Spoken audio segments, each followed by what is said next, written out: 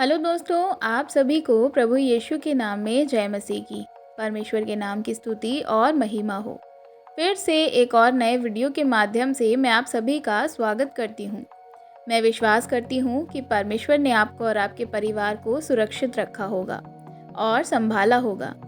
और इस वीडियो के माध्यम से आज मैं आपको कुछ ऐसी बातें बताने वाली हूँ जिनको जानना आपके लिए बहुत ही ज़्यादा ज़रूरी है। अगर आप एक विश्वासी हैं तो आपके लिए इन बातों का जानना बहुत ही ज़्यादा ज़रूरी है। बहुत बार ऐसा होता है कि बहुत सारे मसीही लोग ऐसे सवाल करते हैं कि हम लोग प्रभु यीशु मसीह पर विश्वास करते हैं, हम चर्च जाते हैं, हम बाइबल भी पढ़ते हैं, हम और भी बहुत सारे जो मसीह के कार्य हैं उसमें शामिल भी होते हैं, लेकिन हमें ये नहीं पता चल पा रहा है कि हम लोग जो मसीह में हैं हमें किस प्रकार का जीवन जीना चाहिए। कौन कौन सी ऐसी बातें हैं जिन्हें हम अपने जीवन में देखें जिससे हमें पता चल सके कि हम सही मायने में एक मसीही जीवन जी रहे हैं कि नहीं। तो दोस्तों, आज इस वीडियो के माध्यम से मैं उन सारे लोगों के सवालों का जवाब देने वाली हूँ जो ये नहीं जानते कि एक मसीही जीवन में कौन कौन से गुण होना बहुत ज़रूरी है, कौन कौन सी बातें आपके जीवन में होना बहुत ज़रूरी हैं, जिन्हें हम हमारे जीवन में वचनों के आधारित परखना बहुत ज़रूरी है। केवल चर्च जाना, चर्च जाकर संडे की आराधना करना और घर पर आकर पूरे सप्ताह जैसे आपकी मर्जी हो उस अनुसार जीवन जीना, यह मसीह जीवन नहीं है। परंतु एक मसीही व्यक्ति जो उद्धार पाया हुआ व्यक्ति है, जिसने प्रभु यीशु को उद्धारकर्ता के रूप में ग्रहण कर लिया है, उसके लिए बहुत ज़रूरी है कि वह अपने जीवन को प्रतिदिन बाइबल के अनुसार जांचे, देखे, परखे। क्योंकि अगर आप बाइबल के वचन के अनुसार अपने जीवन को नहीं देखेंगे, नहीं जांचेंगे, तो मेरे प्रियो याद रखिए, प्रभु यीशु मसीह के आगमन पर शायद आप उसके संग ना जा पाओगे। केवल चर्च जाने वाला व्यक्ति स्वर्ग नहीं जाएगा। बाइबल बताती है जो उसकी बातों को सुनता और उसे मानता है, उसके अनुसार जीवन जीता है, वही व्यक्ति यीशु के संग स्वर्ग जाएगा।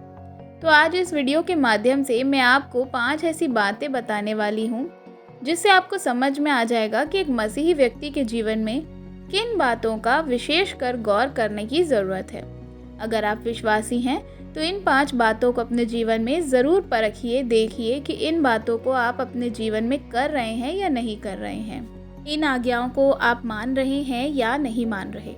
तो सारी बातें मैं बाइबल के वचनों के द्वारा आपको समझाने वाली हूँ, इसलिए वीडियो को बड़े ही ध्यान से देखिएगा क्योंकि आपके आत्मिक जीवन के लिए ये बहुत ज़्यादा ज़रूरी है। तो सबसे पहले जो हमें मसीही जीवन में देखना चाहिए, व्यक्ति को, हर एक व्यक्ति को जो मसीह पर, यीशु मसीह पर विश्वास करते हैं, उनको देखना चाहिए, वह है व्यभिचार। उस व्यक्ति के जीवन में नहीं होना चाहिए जो प्रभु यीशु मसीह पर विश्वास करते हैं। यानी कि एक व्यक्ति जो विश्वासी है, चर्च जाने वाला है, उसका सबसे पहला काम यह है, जो आपको बाइबल के अनुसार देखना है, कि वह व्यभिचारी नहीं होना चाहिए। व्यभिचार क्या है, बाइबल हमें बताती है। उसके लिए अगर हम पढ़ते हैं मत्ती रचित सुसमाचार उसका 5 अध्याय उसका 27 और 28 वचन में जब हम देखते हैं तो इस प्रकार से लिखा है, तुम सुन चुके हो कि कहा गया था व्यभिचार ना करना, परंतु मैं तुमसे कहता हूँ, जो कोई किसी पराई स्त्री को कुदृष्टि डाले वह अपने मन में उससे व्यभिचार कर चुका।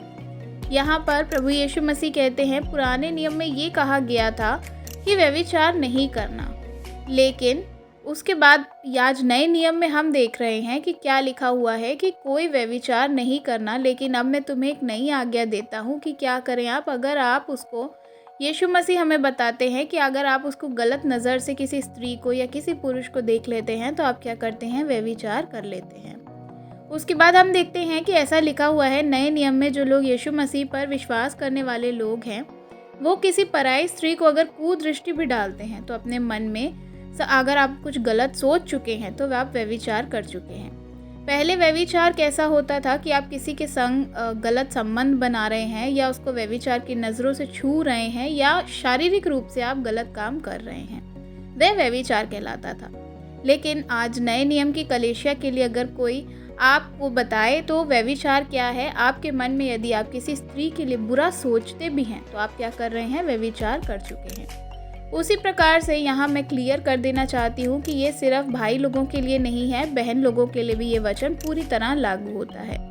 अगर कोई बहन किसी भाई को बुरी नज़र से देखती है या अपने मन में गंदे ख्याल लाती है तो वह क्या कर चुकी है, व्यभिचार कर चुकी है।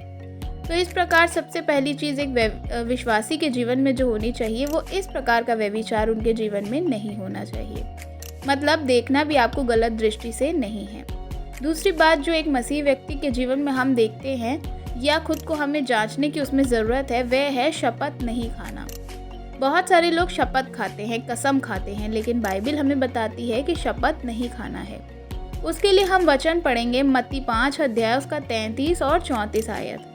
वहाँ पर देखिए क्या लिखा है। यीशु मसीह कहते हैं, फिर तुम सुन चुके हो कि कहा गया कि पूर्व काल के लोगों से कहा गया था, झूठी शपथ ना खाना, परंतु प्रभु के लिए अपनी शपथ को पूरी करना। परंतु मैं तुमसे कहता हूँ कि कभी भी शपथ ना खाना, ना तो स्वर्ग की, क्योंकि वह परमेश्वर का सिंहासन है, वहाँ परमेश्वर का सिंहासन है। यहाँ प्रभु कह रहे हैं कि ये कहा गया कि तुम झूठी शपथ नहीं खाना, और जो प्रभु के लिए तुमने शपथ खाई उसे पूरा करना। लेकिन अब मैं तुमसे कहता हूँ, तुम शपथ बिल्कुल भी नहीं खाना, स्वर्ग की शपथ ना खाना, क्योंकि स्वर्ग परमेश्वर का सिंहासन है।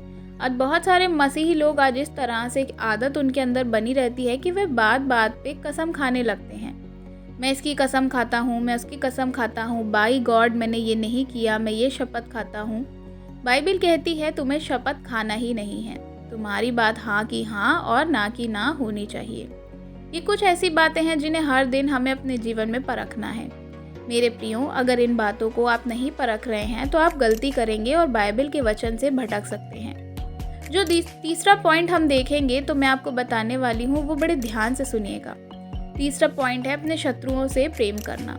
ये एक विश्वासी के लिए बहुत ही ज़्यादा ज़रूरी है, इसलिए हम पढ़ेंगे मत्ती रचित सुसमाचार उसका 5 अध्याय उसका 43 और 44 आयत में जब हम देखते हैं तो यहाँ पर इस प्रकार लिखा है कि तुम सुन चुके हो कि कहा गया था अपने पड़ोसी से प्रेम रखना, अपने बैरी से बैर, परंतु मैं तुमसे कहता हूँ अपने बैरियों से प्रेम रखो और अपने सताने वालों के लिए प्रार्थना करो। प्रभु यहाँ क्या कहते हैं कि पुराने नियम में कहा गया था मूसा के टाइम में कि तुम क्या करो, अपने प्रेम रखने वालों के साथ, अपने पड़ोसियों से, जो आपके पड़ोसी हैं उनसे क्या करें, आप प्रेम रखें, और जो आपसे बैर रखते हैं अपने अपने बैरियों से आप क्या करें, बैर रखें, यानी शत्रुता करते हैं उनसे आप शत्रुता रखें। परंतु मैं तुम्हें अब एक नई आज्ञा देता हूँ कि तुम अपने बैरियों से प्रेम रखो और अपने सताने वालों के लिए प्रार्थना करो। आज के नए नियम और पुराने नियम से ज़्यादा कठिन है। मेरे प्रियो, इस बात को समझना होगा। आज बहुत सारे लोग यीशु मसीह पर विश्वास करने के बाद बिल्कुल फ्री माइंड हो जाते हैं, लेकिन नहीं, हमें फ्री माइंड नहीं होना है, परंतु हमें बाइबल के वचन के अनुसार देखना है कि हम क्या कर रहे हैं। इसलिए अपने शत्रुओं से प्रेम करना भी है, और जो हमें सताते हैं उनके लिए हमें क्या करना है, प्रार्थना करनी है। एक विश्वासी के लिए बहुत ही ज़रूरी है तीसरा पॉइंट, इसे बिल्कुल भी मिस नहीं करना है। अब आपको आपके जीवन में इन बातों को ज़रूर लागू करना चाहिए। चौथे पॉइंट पर हम आते हैं। चौथी बात जो है वह एक मसीह व्यक्ति के जीवन में होना बहुत ही ज़रूरी है, और वो है प्रार्थना करने का तरीका। प्रार्थना करना बहुत ही ज़्यादा आपके लिए मैंडेटरी है, यानी ज़रूरी है, लेकिन एक तरीका भी होता है प्रार्थना करने का, उसे भी समझना बहुत ज़रूरी है। उसके लिए हम पढ़ेंगे मत्ती रचित सुसमाचार उसका 6 अध्याय वचन 5 से और 6 देखेंगे। देखिए यहाँ यीशु ने इस प्रकार कहा है, जब तुम प्रार्थना करो तो कपटियों के समान ना हो, क्योंकि लोगों को दिखाने के लिए आराधनालयों में, सड़कों पे, मोड़ों पर खड़े होकर प्रार्थना करना उनको अच्छा लगता है। मैं तुमसे सच कहता हूँ कि वे अपना प्रतिफल पा चुके हैं। परंतु जब तू प्रार्थना करे तो अपनी कोठरी में जा, द्वार बंद करके अपने पिता से जो गुप्त में है प्रार्थना कर, तब तेरा पिता जो गुप्त में देखता है तुझे प्रतिफल देगा। यहाँ परमेश्वर क्या कह रहे हैं, यीशु मसीह कह रहे हैं कि तुम जब प्रार्थना करते हो, लेकिन तुम्हारी प्रार्थना क्या होनी चाहिए, कपटियों के समान नहीं होनी चाहिए, जो दुनिया को दिखाने के लिए प्रार्थना करते हैं, खुद को महान दिखाना चाहते हैं। जगह जगह पर भीड़ में खड़े होकर, चर्च में खड़े होकर ऐसे दिखाएंगे जैसे कि वह बहुत ही ज़्यादा आत्मिक हैं। अपनी आत्मिक दुनिया को दिखाने के लिए नहीं, परंतु क्या करेंगे, संसार में खुद को आत्मिक दिखाने के लिए ऐसा करते हैं। परंतु तुम्हारी प्रार्थना कैसी होनी चाहिए, बाइबल हमें क्या बताती है, हमारी प्रार्थना गुप्त होनी चाहिए। देखिए यहाँ पर एक बात मैं और आपको क्लियर कर देना चाहती हूँ। बहुत सारे लोग कंफ्यूज रहते हैं कि एक प्रार्थना होती है जो हम चर्च में करते हैं, सबके सामने करते हैं, संडे में जब हम चर्च जाते हैं तब करते हैं, या कोई मीटिंग होती है जहाँ बहुत सारे लोग होते हैं तो वहाँ उनके बीच में प्रार्थना करते हैं। वो बिल्कुल प्रार्थना है, पर वह अलग है। यहाँ जिस प्रार्थना की बात हो रही है वो है व्यक्तिगत प्रार्थना। यहाँ व्यक्तिगत प्रार्थना के बारे में मैं आपको बता रही हूँ कि आपकी जो व्यक्तिगत प्रार्थना है वे क्या होनी चाहिए। आप दूसरों को मत दिखाइए कि आपको किस विषय में आपके लिए आपको प्रॉब्लम है और आप प्रेयर कर रहे हैं। मैं कितना प्रार्थना करने वाला हूँ, मैं इतने घंटे तक कर सकता हूँ, देखो तुम सब मुझे मैं दिखावटी प्रार्थना कर। तो ये सारी जो आपकी प्रार्थना है ये क्या है, दिखावटी हो जाएंगी। आपको दिखावटी प्रार्थना नहीं करनी है। आप एकांत की प्रार्थना एक व्यक्तिगत प्रार्थना रखिए जो एकांत में जाकर आप परमेश्वर से गुप्त में करेंगे, क्योंकि प्रभु चाहते हैं कि आप वचन के अनुसार प्रार्थना करें, दूसरों को दिखाने वाली प्रार्थना ना करें। आखिरी जो 5वां पॉइंट है वह बहुत ज़रूरी है, इस बात को भी ध्यान रखें। जैसे कि ये 4 पॉइंट ज़रूरी हैं वैसे ही 5वां भी बहुत ही ज़्यादा ज़रूरी है कि हम उपवास कैसे करें। बहुत सारे लोग उपवास के ऊपर सवाल उठाते हैं। हमें उपवास करना चाहिए, इसके बारे में बाइबल परमेश्वर ने हमें बताया है, यीशु मसीह ने बताया है। हम उसके लिए देखेंगे मत्ती 6 अध्याय उसका 16 से 18 आयत में। आप ध्यान से सुनिए तब आपको समझ में आएगा। यहाँ लिखा है, जब तुम उपवास करो तो तुम्हारे मुंह पर उदासी न छाई रहे, क्योंकि वे अपना मुंह बनाए रहते हैं ताकि लोग उन्हें उपवासी जाने। मैं तुमसे सच कहता हूँ कि वे अपना प्रतिफल पा चुके हैं। परंतु जब तू उपवास करे तो अपने सर पर तेल मल, अपना मुंह धो, ताकि लोग नहीं परंतु तेरा पिता जो गुप्त में है तुझे उपवासी जानकर इस दशा में तेरा पिता जो गुप्त में देखता है तुझे प्रतिफल देगा। यहाँ पर प्रभु यीशु मसीह कहते हैं कि जब तुम उपवास करो तो वही चीज़ जो कपट से हो रही है उसके लिए कहा गया है। प्रार्थना के विषय में भी इस प्रकार से ही हमें बताया गया, उपवास के विषय में भी कपटी लोगों के लिए जैसे हमने सीखा वैसे ही बताया गया है। जैसे वे लोग उपवास करते हैं उस तरह से उपवास हमें नहीं करना है, क्योंकि वह उपवास रखकर दिखाते हैं। जैसे कि दुनिया के लोगों से आप देखेंगे तो वे कहेंगे, अरे भाई मैंने तो आज उपवास रखा है, मैं तो आज सारा दिन भूखा रहा था। क्या? क्योंकि दुनिया को दिखाना चाहते हैं। कितना आत्मिक हैं वे लोग। तो मैं आपको बताना चाहूँगी कि इस प्रकार का अगर आप उपवास रख रहे हैं, आप हर एक को बता रहे हैं, या आपके मन में बार बार ऐसा हो रहा है, आप मुंह पे उदासी ला रहे हैं कि भाई हमने तो उपवास रखा था, तो क्या होगा, आप उसका प्रतिफल पा चुके हैं। तुम्हारे उपवास करने के समय किसी को पता तक नहीं चलना चाहिए। जैसे आप नॉर्मल रहते हैं बाकी दिनों में, आप ऐसे ही रहिए, उसी तरह नहाइए, सर पर तेल लगाइए, अच्छे कपड़े पहनिए, बाकी दिनों जैसे रहते हैं सेम वैसे ही रहिए। उपवास वाले दिन अलग कपड़े आप पहन रहे हैं, उपवास वाले दिन अलग ड्रेसअप है, आप अलग से चेहरा दिखा रहे हैं ताकि लोग आपको देखें, अरे आज तो नॉर्मल नहीं दिख रहा है, हमेशा जैसे दिखता है।